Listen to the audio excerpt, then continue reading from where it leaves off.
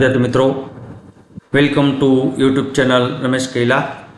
ખૂબ સરસ મજાની વિડીયો સિરીઝ જેમાં આપણે ઘર બેઠા કરો ક્લાસીસ એવા ટાઇટલ નીચે આપણે જ્યારે મિડવાઇફરી શીખી રહ્યા છીએ ત્યારે ગુજરાત ગૌણ સેવા પસંદગી પરીક્ષામાં મિડવાઇફરી અને ચાઇલ્ડ હેલ્થ ખૂબ અગત્યના સબ્જેક્ટ, જેમાં 50 માર્કનું વેઇટેજ મિડવાઇફરી અને ચાઇલ્ડ હેલ્થનું છે. તો આવા સરસ મજાના વિડીયોમાં ખૂબ સરસ મજાનો તમામ સ્ટુડન્ટનો પ્રતિભાવ મળેલ છે. ખૂબ સરસ મજાના મેસેજ પણ છે. તો ચોક્કસ વિડીયોને લાઇક કરો, કોમેન્ટ કરો અને આપણા મિત્રો સાથે વિડીયો શેર કરો. તો ચાલો જોઈએ આપણે પાર્ટ 7.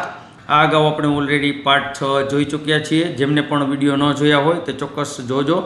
તો આપણે આગળ વધીએ મિડવાઇફરીમાં, અને એ છે part 7, care during normal labour. તો આપણે ખૂબ સંક્ષિપ્તમાં જોશું કે જે ખરેખર MCQના રૂપમાં પૂછાતું હોય એ રીતે આપણે જોતા જશું. તો કેર ડ્યુરિંગ નોર્મલ લેબર, જેમાં જ્યારે લેબરની વાત આવે ત્યારે પહેલાં આપણે લેબર રૂમની આપણે વાત કરવી જોઈએ. તો લેબર રૂમમાં શું હોય, તો એનું ઇમ્પોર્ટન્સ શું છે, અને આ 7 ક્લીન શું છે. જ્યારે પહેલાં 5 ક્લીન હતા, 6 ક્લીન હતા, અને હવે 7 ક્લીન છે. તો આપણે 7 ક્લીન જોશું. જેમાં છે પહેલો 7 ક્લીનમાં ક્લીન ડિલિવરી સરફેસ, ત્યારબાદ clean hand of birth attendants, clean cord tying thread or clamp, clean cord, clean mother ક્રાફ્ટ્સ, ક્લીન મધર જેનાઇટલ ઓર્ગન. તો આ હતા 7 જેને આપણે કહીએ સપ્તક કહીએ, બરાબર. તો ત્યાર પછી જોઈએ પોઝિશન ઓફ ડિલિવરી. તો ડિલિવરી માટે સારામાં સારી પોઝિશન કઈ, તો ઘણી વખત આપણને એક્ઝામમાં પૂછેલું છે. નીચેના પૈકી ડિલિવરી માટે સારામાં સારી પોઝિશન કઈ, અને શા માટે આપણે યાદ રાખવાનું છે, કારણ કે ઘણી વખત પરીક્ષામાં પૂછાઈ શકે. તો એ પણ આપણે જોશું. ડિલિવરી સમયે ડોર્સલ પોઝિશન એ સારામાં સારી પોઝિશન છે, કારણ કે માતા 2 કોન્ટ્રાક્શન વચ્ચે આરામ કરી શકે, માતાના એબ્ડોમિનનું સારી રીતે નિરીક્ષણ કરી શકાય છે, માતાનો ફેસ ડિલિવરી કરનારના માટે બરાબર જોઈ શકે. એના માટે FSH લેવામાં સરળતા રહે અને હાઈ ડિઝીઝવાળી માતાને વધુ આરામ મળી રહે, માતા બેરિંગ ડાઉન પેઇન વધુ સારી રીતે લઈ શકે. તો આ માટે આપણે ડોર્સલ પોઝિશન આપવી જોઈએ. આપણે યાદ રાખવાનું છે કે ડોર્સલ પોઝિશન ડિલિવરી માટે સારામાં સારી પોઝિશન કઈ, તો કહેવાય ડોર્સલ પોઝિશન. અને હવે જોઈએ આપણે બેરિંગ ડાઉન પેઇન. તો કોને બેરિંગ ડાઉન પેઇન કહેવાય? પૂછાય નહીં, ઘણી વખત આપણે સંક્ષિપ્તમાં પૂછાય, પણ ક્યારેક આપણને એવું પૂછાય કે નીચેના પૈકી આ પેઇનને શું કહેવાય, તો બેરિંગ ડાઉન પેઇન. તો ખરેખર બેરિંગ ડાઉન પેઇન શું છે એ આપણે થોડું જોઈએ. દરેક કોન્ટ્રાક્શન શરૂ થાય ત્યારે માતાને ગોઠણમાંથી પગ વાળીને બંને હાથ વડે થાઈનો ભાગ પકડવાનું સમજાવવું. માતાના પગના તળિયા પથારીમાં કે લેબર ટેબલ પર રહે તે રીતે સમજાવવું જોઈએ. દાઢીનો ભાગ છાતીએ રહે અને બેકના ભાગની વળાંક વાળવા માટે સમજાવવું. બંને પગ જરૂર હોય તેટલા પહોળા કરવા જોઈએ. તો આને કહેવાય બેરિંગ ડાઉન પેઇન. તો બેરિંગ ડાઉન પેઇન કેવી રીતે લેવાય એ માતાને આપણે સમજણ આપવી હોય તો આ રીતે સમજણ આપી શકાય.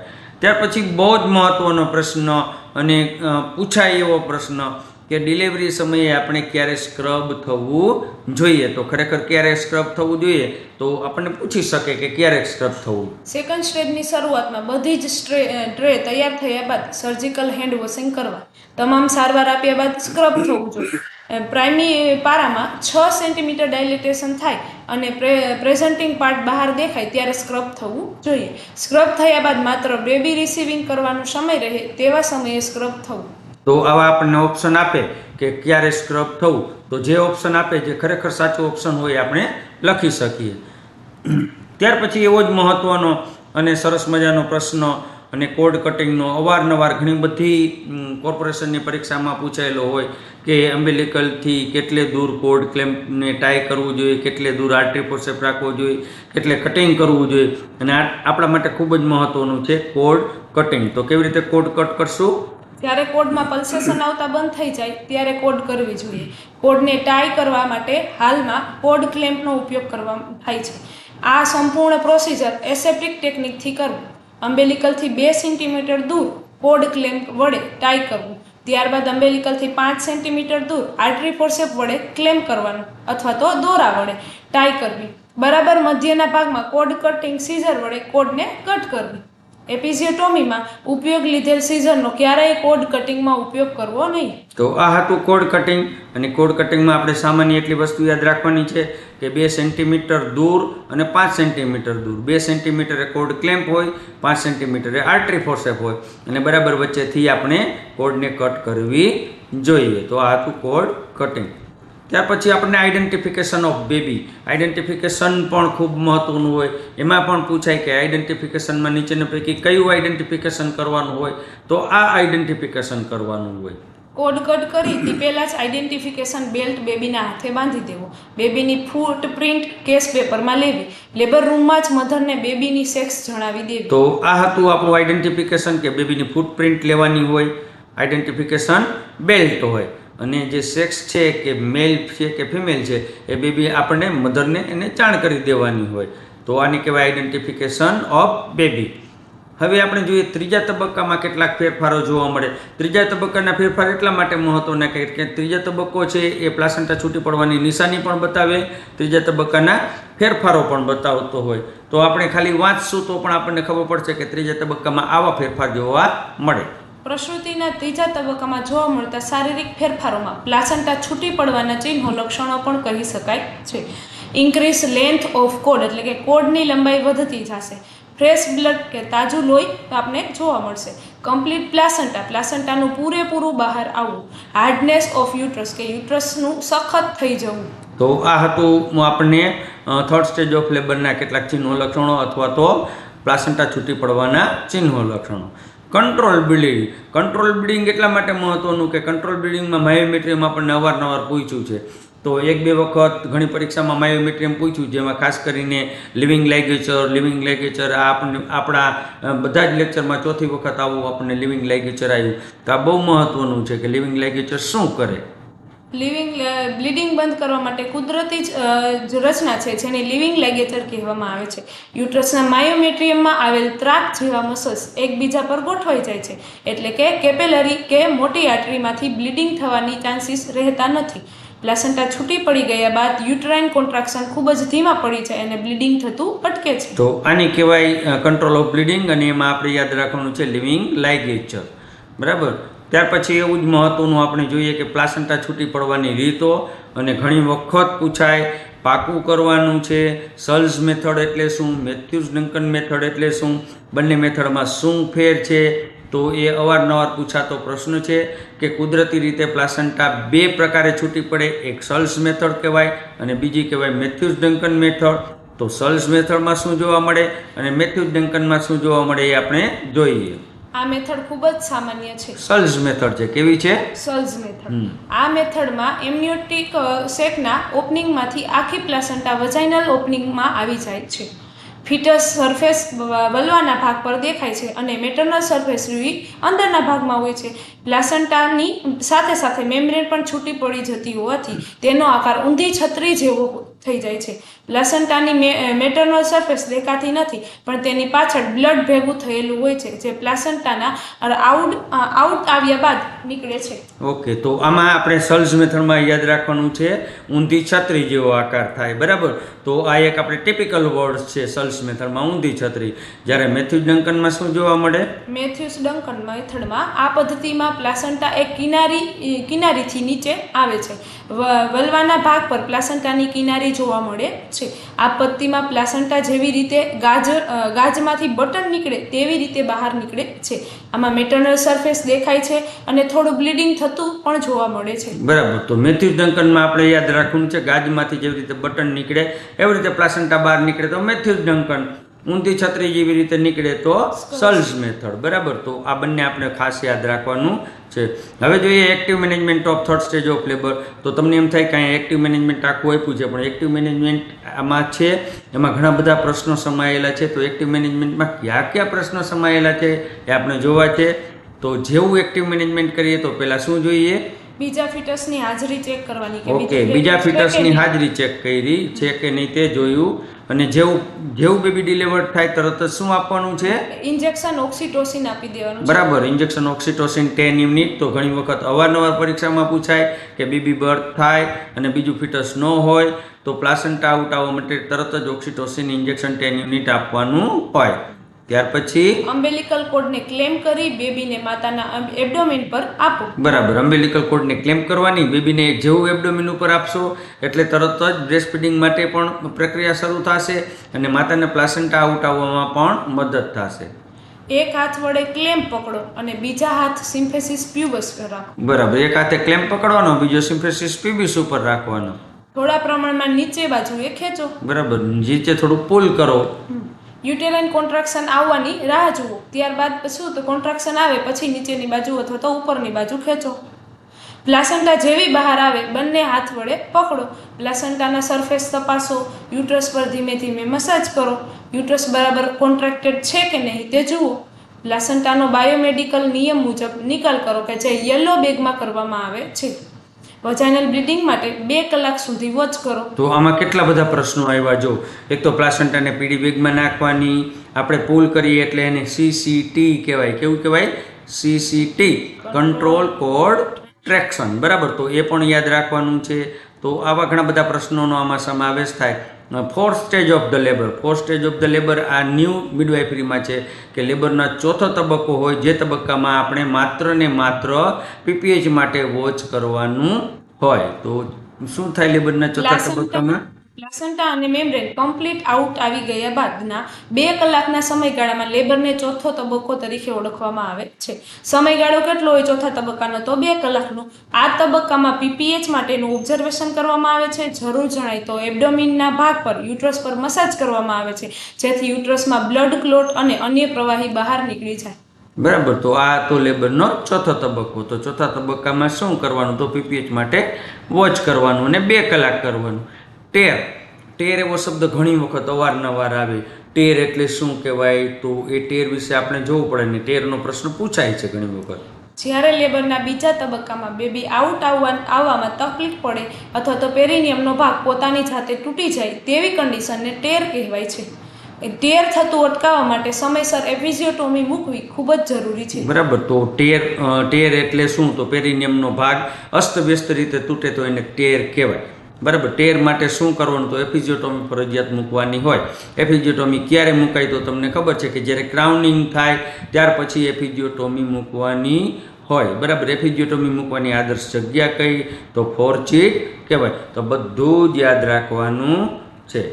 બરાબર, નેક્સ્ટ છે આપણે નોર્મલ પરપ્યુરમ વિશે થોડુંક જોશું. નોર્મલ પરપ્યુરમ કયો, પોસ્ટ નેટલ પીરિયડ કયો? બરાબર, તો બંને સરખું થાય. તો નોર્મલ પરપ્યુરમ એટલે શું? Physiological changes during postnatal period અથવા તો નોર્મલ પરપ્યુરિયમ ડિલિવરી પછીની તરત જ શરૂ થઈ કરીને 45 દિવસ સુધીના સમયગાળાને નોર્મલ પરપ્યુરિયમ કહેવામાં આવે છે. બરાબર, ખાસ યાદ રાખવાનું છે નોર્મલ પરપ્યુરિયમ એટલે કેટલો સમયગાળો? તો ડિલિવરી પછીના 45 દિવસ સુધી. ઓકે, તો આમાં કયા ફેરફારો જોવા મળે? મેઇન તો પહેલો જ ફેરફાર કે જેમાં જેનાઇટલ ઓર્ગન્સ પોતાની મૂળ સ્થિતિમાં પાછા આવે છે જેને ઇન્વોલ્યુશન ઓફ યુટ્રસ કહેવામાં છે.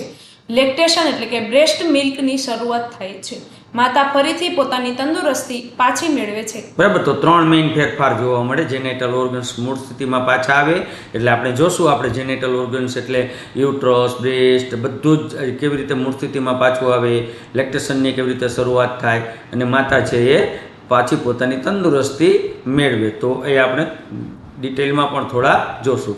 પોસ્ટનેટલ અસેસમેન્ટ, તો જ્યારે એક વખત ડિલિવરી થઈ જાય તો પરપ્યુરમ પીરિયડ દરમિયાન આપણે થોડું અસેસમેન્ટ કરવાનું હોય અને એક પણ ખાસ કરીને જે ઉપર આપણે જોયું ઇન્વોલ્યુશન, તો ઇન્વોલ્યુશનનું અસેસમેન્ટ કરવાનું હોય. તો એ શું કરશું આપણે ઇન્વોલ્યુશનના અસેસમેન્ટમાં? યુટ્રસની લંબાઈ કે જે 30 સેન્ટીમીટરમાંથી 7.5 સેન્ટીમીટર થઈ જાય છે. યુટ્રસની પહોળાઈ 20 સેન્ટીમીટરમાંથી 5 સેન્ટીમીટર થઈ જાય છે. યુટ્રસની જાડાઈ 20 સેન્ટીમીટરમાંથી 2.5 સેન્ટીમીટર થઈ જાય છે. તો આટલું યુટ્રસની સાઇઝમાં ફેરફાર થઈ જાય. જે યુટ્રસ નોર્મલ હતું, જે પૂરી પ્રેગ્નન્સી 9 મહિના દરમિયાન 30 ને 20 થયું હતું તે પાછું 7.5, 5 અને 2.5 પાછું આવી જાય. બરાબર, યુટ્રસના વજનમાં 900 ગ્રામમાંથી 60 ગ્રામ થઈ જાય છે. બરાબર, જે 60 ગ્રામનું નોર્મલ યુટ્રસ હોય અને ડિલિવરી દરમિયાન પ્રેગ્નન્સી દરમિયાન 900 ગ્રામ વજન વધ્યો હોય, પાછું 900 ગ્રામમાંથી 60 ગ્રામ થાય તો એને કહેવાય ઇન્વોલ્યુશન. બરાબર, લોકિયા લોકિયા એ આપણા માટે ખૂબ જ અગત્યનું છે. લોકિયાનો એકાદ પ્રશ્ન અવારનવાર પૂછાતો જ હોય છે અને આપણે યાદ રાખવાનું છે કે શું કહેવાય લોકિયા. પરપ્યુરિન પીરિયડ દરમિયાન એટલે કે ડિલિવરી પછીના 45 દિવસ દરમિયાન વજાઇનામાંથી નીકળતા ડિસ્ચાર્જને લોકિયા કહેવાય છે. તેનું રિએક્શન આલ્કલી હોય છે. તેમાં માઇક્રો ઓર્ગેનિઝમની વૃદ્ધિ ઝડપથી થાય છે. દરેક સ્ત્રીમાં ડિલિવરી પછી તેનું પ્રમાણ અલગ અલગ હોય છે. તેની સ્મેલ ન ગમે તેવી હોય છે પણ દુર્ગંધ હોતી નથી. બરાબર. તો આને લોકિયા કહેવાય કે ડિલિવરી પછી આવતા વજાઇનલ ડિસ્ચાર્જને લોકિયા કહેવાય. બરાબર. એના પ્રકાર હોય, 3 પ્રકાર મુખ્ય હોય.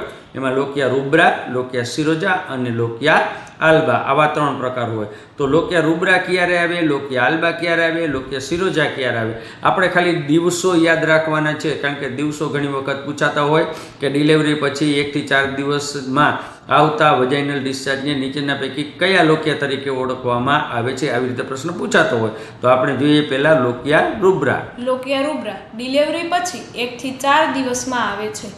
તેનો કલર લાલ હોય છે. તેમાં મોટા ભાગે બ્લડ હોય છે. તેમાં કોરિયોન, એમનિયોન અને એમનિયોટિક ફ્લુઇડના થોડું પ્રમાણ હોય છે. ક્યારેક મ્યુકોનિયમ પણ હોય છે. બરાબર. તો આપણે લોકિયા રૂબ્રામાં એવું યાદ રાખશું કે કલર લાલ હોય અને 1 થી 4 દિવસમાં આવે, શરૂઆતના દિવસોમાં આવે. ત્યાર પછી આવ્યું લોકિયા સિરોઝા. લોકિયા સિરોઝા ડિલિવરી પછી 5 થી 9 દિવસમાં આવે છે. તેનો કલર પિંક હોય છે. તેમાં મોટા ભાગે બ્લડ, સીરમ અને લ્યુકોસાઇટ્સ એટલે કે મૃત WBC હોય છે. તો આ હતું લોકિયા સિરોઝા. 5 થી 9 દિવસ હોય તો લોકિયા સિરોઝા હોય, કલર પિંક હોય.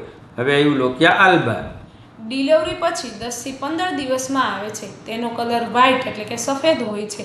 તેમાં મોટા ભાગે લ્યુકોસાઇટ્સ અને તૂટેલા સેલ્સ હોય છે. બરાબર. તો ત્રીજું આવ્યું લોકિયા આલ્બા. 10 થી 15 દિવસ સુધી જે ડિસ્ચાર્જ નીકળે તો એને કહેવાય લોકિયા આલ્બા અને મોટા ભાગે વ્હાઇટ કલર હોય. તો આ યાદ રાખવાનું છે. અવારનવાર પરીક્ષામાં પૂછાય છે, પૂછાયેલું છે, તો ચોક્કસ યાદ રાખજો. ત્યાર પછી આપણે આગળ વધીએ. નાની નાની જે કોમ્પ્લિકેશન છે, જે માતાના પોસ્ટનેટલ પીરિયડ દરમિયાન થતા કોમ્પ્લિકેશન, માત્ર આપણે ડેફિનેશન જ સમજશું, માત્ર તમે એનો અર્થ જ જાણવાનો છે કે બ્રેસ્ટ એન્ગોઝમેન્ટ કેને કહેવાય. બ્રેસ્ટ એન્ગોઝમેન્ટ એવું હોય. આ સામાન્ય રીતે ડિલિવરી પછીના 4 દિવસે જોવા મળે છે. આમાં શું થશે તો કે આમાં બ્રેસ્ટમાં ટેન્ડરનેસ અને દુખાવો થાય છે. તાવ આવી જાય છે. ફીડિંગ આપતી વખતે દુખાવો થાય છે. બરાબર. તો આવા સીન હોય તો આપણે કહેવાય બ્રેસ્ટ એન્ગોઝમેન્ટ. બ્રેસ્ટ એબ્સેસ કહેવાય. એન્ગોઝમેન્ટ અલગ હોય, એમાં ખાલી ભરાવો થાય. જ્યારે એબ્સેસ કહીએ તો આપણે એમ કહીએ કે પાયકું હોય એવું કહીએ તો એને એબ્સેસ કહેવાય. બ્રેસ્ટ એબ્સેસ આ સામાન્ય રીતે ડિલિવરી પછીના 4 દિવસે જોવા મળે છે. આમાં બ્રેસ્ટમાં ટેન્ડરનેસ અને દુખાવો થાય છે. તાવ આવી જાય છે. ડિલિવરી ફીડિંગ આપતી વખતે દુખાવો થાય છે અને બેબી લો બર્થ વેઇટ અથવા તો સક ન કરી શકતું હોય ત્યારે જોવા મળે છે. બરાબર. તો વારંવાર જે બ્રેસ્ટ એન્ગોજમેન્ટ થાય અને પરિણામે વધારે પડતું એમને ભરાવો રહીએ બ્રેસ્ટ મિલ્કનો, તો એમાંથી બ્રેસ્ટ એબ્સેસ થવાના ચાન્સીસ રહે. ઓપરક્યુલમ. ઓપરક્યુલમ એ એકાદી વખત આપણને પૂછ્યું હતું કે ઓપરક્યુલમ કેને કહેવાય. યાદ રાખજો ઓપરક્યુલમ. અને એક વખત આપણને પૂછાયેલું છે. પ્રેગ્નન્સી દરમિયાન સર્વાઇકલ મ્યુકસનું પ્લગ એટલે કે આવરણ બને જે સર્વાઇકલ કેનાલને પ્રેગ્નન્સીમાં સીલ કરી દે કે બંધ કરી દે તેવા સર્વાઇકલ મ્યુકસ મેમ્બ્રેનને ઓપરક્યુલમ કહેવાય છે. બરાબર. તો સમજાઈ ગયું.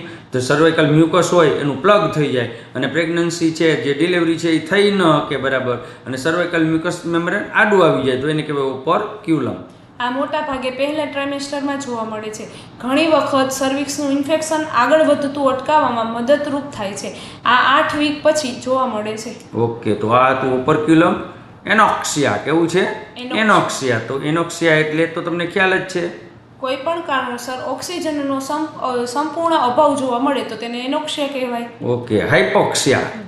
કે કોઈ પણ કારણોસર ઓક્સિજનનું પ્રમાણ ઓછું જોવા મળે તેને હાઇપોક્સિયા કહેવાય. અને હાઇપેક્સેમિયા. હાઇપોક્સેમિયા. હાઇપોક્સેમિયા એટલે કે કોઈ પણ કારણોસર આર્ટેરિયલ બ્લડમાં ઓક્સિજનનું પ્રમાણ ઓછું જોવા મળે તો તેને હાઇપોક્સેમિયા કહેવાય. બરાબર. તો હાઇપોક્સેમિયા કહેવાય, હાઇપોક્સેમિયા કહેવાય. આવી ડેફિનેશન પણ આપણે યાદ રાખવી જોઈએ. ક્યારેક પૂછાય તો આપણને ખ્યાલ આવે.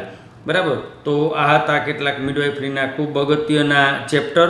અને ત્યાર પછી આપણે આપણા જે 8 પાર્ટ 8માં છે તો આપણે આગળ જોશું. પાર્ટ 8માં આપણે કવર કરશું ન્યૂબોર્ન કેર, જે ચાઇલ્ડ હેલ્થનો પણ થોડો પોર્શન છે. તો ખૂબ સરસ મજાનો વિડીયો છે. અંત સુધી તમે જોવા બદલ ખૂબ ખૂબ આભાર. પણ વિડીયોને આપના મિત્રો સાથે શેર કરજો. કોમેન્ટ બહુ ઓછી આવે છે, લાઇક બહુ ઓછા થાય છે. તો દરેક મિત્રો વિડીયો જોઈ તરત જ લાઈક કરવા માટે વિનંતી છે. ખૂબ ખૂબ આભાર, ધન્યવાદ.